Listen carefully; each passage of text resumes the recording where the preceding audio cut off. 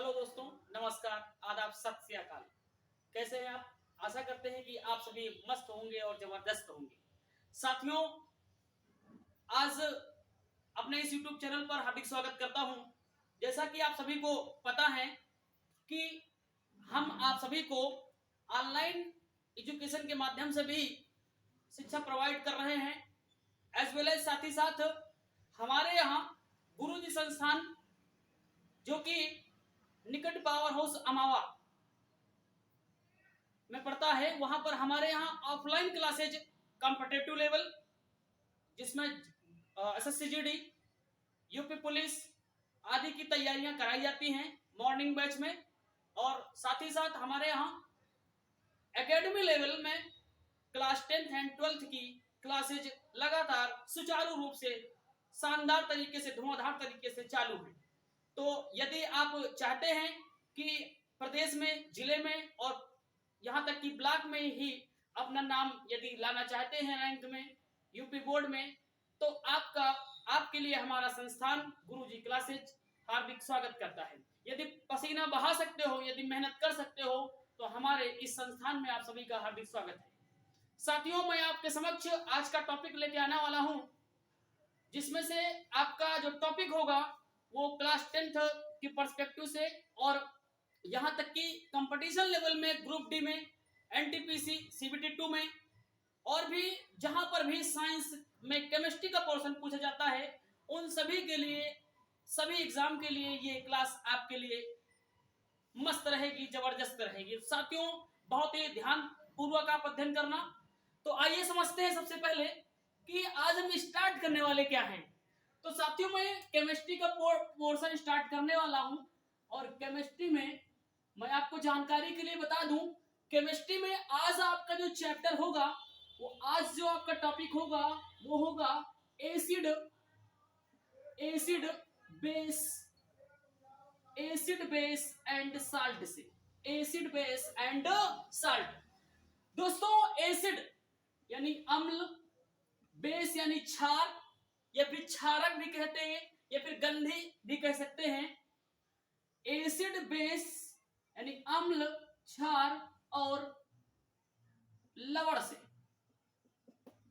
साथियों, आज की क्लास धुआंधार जबरदस्त होगी। यदि आपको क्लास अच्छी लगे तो लाइक कीजिएगा, शेयर कीजिएगा और सब्सक्राइब कीजिए, अपने दोस्तों तक पहुंचाइएगा जरूर वीडियो, क्योंकि आपका दोस्त जब देखेगा तो हमारा समाज पढ़ेगा, हमारा समाज पढ़ेगा तो हमारा देश पढ़ेगा, और देश पढ़ेगा तभी तो हमारा देश आगे बढ़ेगा।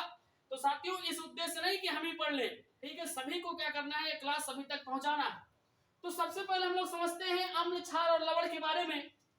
साथियों, मैं आपको बता दूं, मैं इसमें उठाने वाला हूं सबसे पहले अम्ल के बारे में। अम्ल को क्या बोलेंगे? अम्ल को आप सभी को पता है कि अम्ल को क्या बोलते हैं।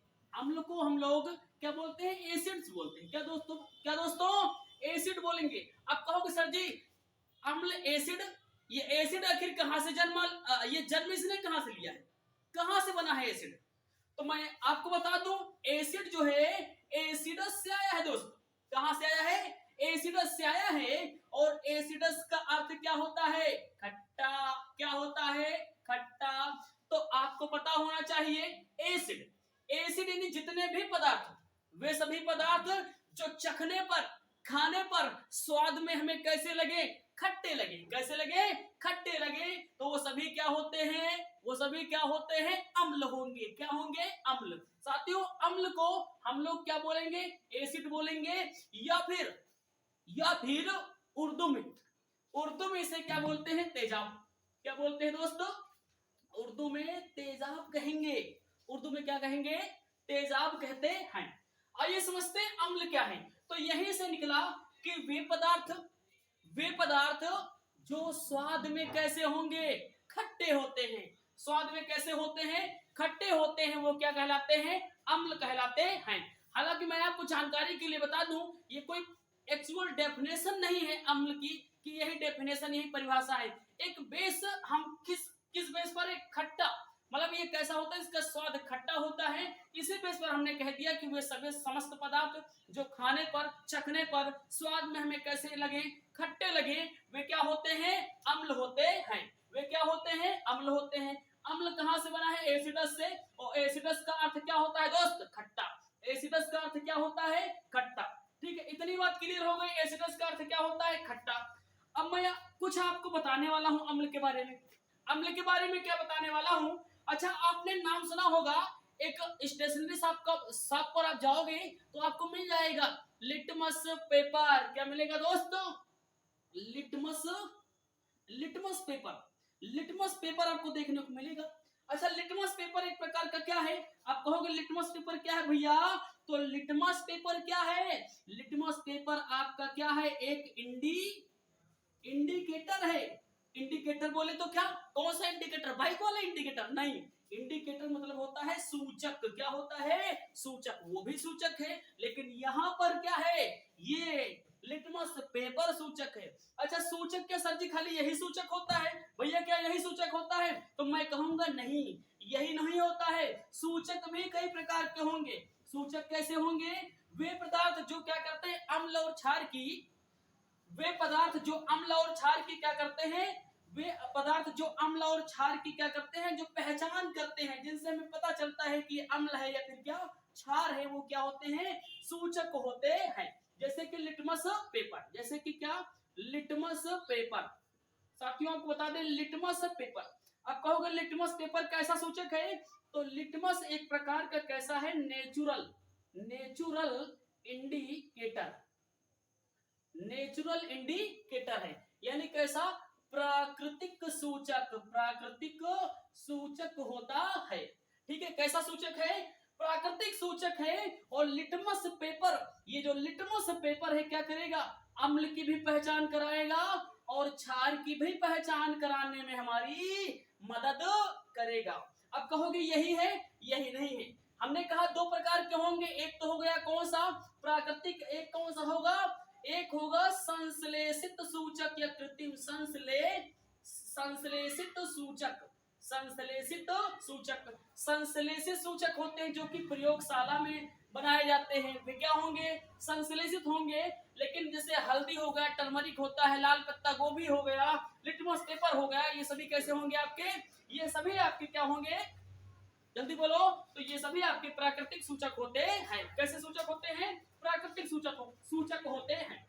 अच्छा, सूचक क्या काम करेंगे? समझना, मेरी बात को ध्यान समझना। अब गहरी बातें आपको बताने वाले हैं। सूचक समझना। सूचक में क्या करोगे? जब सूचक यहाँ पर हमने एज ए लिटमस पेपर ले लिया। लिटमस पेपर, हालांकि आप बता दें, लिटमस पेपर क्या होता है? लाइकेन देखा है? लाइकेन, लीचन बोलते हैं इंग्लिश में, लीचन लिखते हैं। क्या बोल लिखते हैं? लीचन। और कहते क्या है? लाइकेन। लाइकेन की क्या होती है? लीफ होती है। क्या होती है? लाइकेन की पत्ती होती है। लाइकेन की पत्ती होगी। अब लाइकेन कहां से? आपको पता है लाइकेन क्या होता है? वायु प्रदूषण का क्या? वायु प्रदूषण का सूचक होता है। वायु प्रदूषण का सूचक क्या होगा? लाइकेन। लाइकेन काहे का बना होता है? हेलो, लाइकेन तो किसका? शैवाल और कवक। शैवालों से, शैवाल और किससे? कवक से बना होता है। कवक और शैवाल। तो हम यूं बोले कि लाइकेन क्या होता है? कवक और शैवाल का पहला पहला प्यार होता है।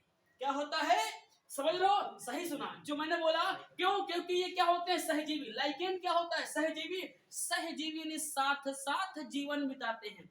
किससे? ये साथ साथ जीवन बिताएंगे। एक शैवाल होगा, एक क्या होगा? एक शैवाल होगा, एक क्या होगा? कवक। ये दोनों साथ साथ जीवन बिताते हैं तो लाइकेन बनता है। ठीक है, लाइकेन की लीफ ही क्या होती है? क्या होती है? लिटमस पेपर होती है। अब क्या होगा समझना, ध्यान समझना। बहुत लोग कंफ्यूज होते हैं कि लाल से नीला करता है, नीले से लाल करता है, क्या होगा क्या नहीं होगा? लाल से नीला होगा या नीला से लाल होगा? तो मैं आपको साथी जानकारी के लिए बोल दूं, समझना। यदि आप किसी पर अम्ल छिड़केंगे या अम्ल डालेंगे, तो आप मुझे छोटी सी बात बताओ, वो क्या होगा? वो नीला होगा या फिर लाल होगा? जल्दी बताओ, वो नीला होगा या फिर कैसा? लाल होगा? जल्दी बताओ। वो कैसा हो जाएगा? लाल हो जाएगा। गुस्से में कैसा हो जाएगा? लाल हो जाएगा। तो हम कह सकते हैं लिटमस पेपर क्या करता है? लिटमस पेपर क्या करता है भैया? जब भी लिटमस पेपर पर हम लोग अम्ल डालते हैं तो वो क्या करता है? नीला से लाल रंग का हो जाता है। यदि लिटमस पेपर उसका रंग नीला से लाल होता है तो इसका मतलब क्या है? इसका मतलब वहां पर अम्ल है। इसका मतलब वहां पर क्या है? अम्ल है। बोलो क्लियर हो जानकारी इतनी? ठीक है, अम्ल है, वहां पर क्या है दोस्तों? अम्ल है। आप समझेंगे। आप कहोगे क्षार होगा तो क्या होगा? क्षार लाल से क्या करता है? नीला। लिटमस पेपर को कोई बेस डालेंगे तो वो क्या करेगा? लाल से नीला कर देगा। तो कैसे याद रखोगे? कैसे याद रखोगे? भूल जाओगे कि याद रखोगे? जल्दी बोलो। याद रखोगे तो समझना, मैं आपको एक ट्रिक बताता हूँ, जानदार ट्रिक। इस ट्रिक के माध्यम से ना तो अम्ल का पहचान रोज भूलोगे लिटमस पेपर पर, ना ही क्षार की, ना ही क्षार की। अब कैसे याद रखोगे? कैसे याद रखोगे तो मैं आपको बताता हूँ। आपको याद कैसे रखना है? आपको याद कैसे रखना है समझना। जैसे मैंने कहा अनीला, अनीला को हुआ झलानी से, झलानी से प्यार। अनीला को हुआ झलानी से प्यार। अनीला आ से मतलब क्या? अम्ल। क्या होगा? अम्ल। नी से क्या? नीला। क्या होगा? नीला। ला से क्या होगा? लाल। यानी क्या करेगा? अम्ल क्या करेगा? अम्ल लिटमस पेपर पर अम्ल डालेंगे तो नीला से क्या कर देगा? लाल कर देगा। तो अनीला क्या हो गया? अनीला। झलानी, इसको झा नहीं छा, क्या पढ़ना है? छा। क्या पढ़ना है? छा। और ला यानी क्या? लाल। क्या? लाल। और नी यानी क्या? नीला। समझ रहे हो? तो क्या होगा? लाल से क्षार क्या होगा? लाल से नीला हो जाएगा। बोलो इतनी बात क्लियर हो गई? अगर इतनी बात क्लियर हो गई हो तो हम आगे बढ़े दोस्त। चलिए बढ़ते हैं। अम्ल, अगली बात यह है कि अम्ल का जो पीएच मान होगा, अम्ल का जो पीएच मान होगा वो क्या होगा? वो होगा लेस देन 7। क्या होगा? लेस देन 7, यानी 7 से क्या होगा? कम होगा। अम्ल का जो पीएच मान होगा वो क्या होगा? 7 से कम होगा। अब कहोगे पीएच कहां से टपक पड़ा? तो मैं आपको बताऊं, चलिए बता देता हूं। पीएच क्या होता है? इसे बोलेंगे, इसका फुल फॉर्म क्या होता है? Power, power of hydrogen, power of hydrogen.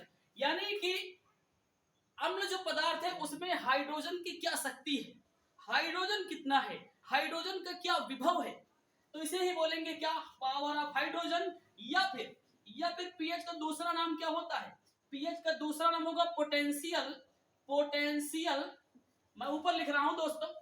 PH का दूसरा नाम क्या होगा? Potential, potential of hydrogen, potential of hydrogen, या फिर पोटेंजा ऑफ हाइड्रोजन। कई नाम आ सकते हैं, power of hydrogen, potential of hydrogen या पोटेंजा ऑफ हाइड्रोजन। ठीक है, याद रखोगे। अब कहोगे इसकी खोज किसने की? तो मैं बताता हूँ, एक वैज्ञानिक है सोरेनसन। कौन है दोस्तों? सोरेनसन नामक वैज्ञानिक ने 1913 के आसपास, 1913 ईस्वी में पीएच स्केल बनाई थी। क्या बनाई थी दोस्त? पीएच स्केल की खोज की थी। अब पीएच स्केल क्या है समझना मेरी बात। PH, pH scale, pH scale में क्या होगा? यहां से 0 से क्या होगा? मध्य में 7 और 7 से 14 तक के मानों को क्या किया? अंकित किया। 0 से 7, 7 से 14 तक के मानों को क्या किया इन्होंने? अंकित किया। अब कहोगे 0 से 7 क्या होगा? यानी समझना मेरी बात को, यदि किसी पदार्थ का पीएच वैल्यू, पीएच मान 0 से 7 के मध्य आता है, कहां से? 0 के 7 के मध्य आता है, तो वो कैसा होगा? नेचर क्या होगा? Acidic nature. उसका नेचर कैसा होगा? एसिडिक नेचर होगा। यदि 7 से मोर देन 7 से लेकर 7 से लेकर 14 तक आता है तो वो कैसा होगा? उसका नेचर बेसिक नेचर होगा। कैसा नेचर होगा दोस्तों? बेसिक नेचर होगा। लेकिन 7 होगा तो क्या होगा? 7 होगा तो क्या होगा? 7 होगा तो न्यूट्रल होगा। कैसा होगा? न्यूट्रल होगा। समझ रहे हो बात को? तो वीडियो क्या लंबी ज्यादा नहीं हो रही है? चलिए हम आगे बात करते हैं। तो इतना बात मैंने बोल दिया है कि सोरेनसन नामक एक व्यक्ति थे। सोरेनसन नामक व्यक्ति ने 1913 में एक स्केल बनाई, एक पैमाना बनाया, एक मात्रक बनाया जिसे अम्ल और क्षार की पहचान की जाएगी। इन्होंने क्या किया? एक स्केल बनाया। उस स्केल में 0 से 14 तक के मानों को अंकित किया। 0 से 14 तक के मानों को अंकित किया। 0 से 1, फिर 2, फिर 3, फिर 4, 5, 6 और ये क्या होगा? 7। इसके बाद 8, 9, 10, 11, 12, 13 और क्या होगा? 14। ठीक है। इन्होंने कहा कि यदि पीएच मान 0 से लेकर 7 के मध्य में आता है तो वो कैसा नेचर होगा उसका? वो एसिडिक यानी अम्लीय प्रकृति का होगा। कैसा प्रकृति उसकी होगी? उसकी प्रकृति होगी अम्लीय प्रकृति। ठीक है दोस्तों। यदि क्या है? आपका 7 से 14 के आगे आ रहा है तो उसका नेचर कैसा होगा? उसका नेचर होगा क्षारीय प्रकृति। कैसा होगा वो?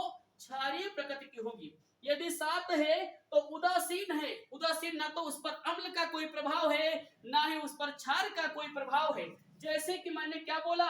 जैसे कि मैंने बोला, क्या बोला? मंडोला। क्या बोला? मंडोला। कैसे मंडोलेगा? जब क्या पियोगे? हमने कहा हमने आसुत जल, आसुत जल, आसुत जल का इसे बोलेंगे डिस्टिल्ड वाटर। क्या बोलेंगे? Distilled water. इसका पीएच वैल्यू क्या होता है? 7 होता है। मिट्टी, मिट्टी का कोई स्वाद होता ना होता, मिट्टी का कोई स्वाद ना होता तो मिट्टी भी कैसा होगा? मिट्टी भी कैसा होगा? ना तो अम्लीय होगा ना तो क्षारीय होगा। उसकी प्रकृति कैसे होगी काका? तो उसकी प्रकृति कैसे होगी? न्यूट्रल होगा, यानी उदासीन होगा। समझ रहे हो बात को? अब एसिड नेचर वाले कौन से? यानी वे समस्त पदार्थ, जैसे मैं बात करूं फार्मिक अम्ल, ऑक्जेलिक अम्ल, एसिटिक अम्ल, ठीक है ना? एसिटिक अम्ल हो गया, ऑक्जेलिक अम्ल हो गया, फार्मिक अम्ल हो गया, सल्फ्यूरिक अम्ल हो गया, नाइट्रिक अम्ल हो गया, HCl हाइड्रोक्लोरिक अम्ल हो गया, जितने भी प्रकार के अम्ल होंगे ये सभी, इनका जो पीएच वैल्यू होगा 0 से 7 के मध्य में ही होगा। ठीक है दोस्तों। इसके बाद मैंने कहा क्षारीय, क्षारीय में से पोटेशियम हाइड्रोक्साइड हो गया, KOH जिसे बोलते हैं, क्या बोलते हैं? KOH, पोटेशियम हाइड्रोक्साइड, और क्या? NaOH, sodium hydroxide. ये सभी क्या होंगे? क्षार होंगे। ये सभी क्या होंगे? क्षार। तो क्षारों की बात मैं अभी नहीं कर रहा हूं, क्षारों की बात नेक्स्ट वीडियो में करूंगा। अभी अम्ल के बारे में बात करूंगा। किसके बारे में? अम्ल के बारे में बात करूंगा। तो दोस्तों मुझे लगता है कि वीडियो थोड़ा सा लंबी हो रही है, इसी का नेक्स्ट पार्ट, आगे का जो पार्ट है अगली वीडियो में डाल देंगे। और अब आज के लिए यहीं तक। जय हिंद, जय भारत।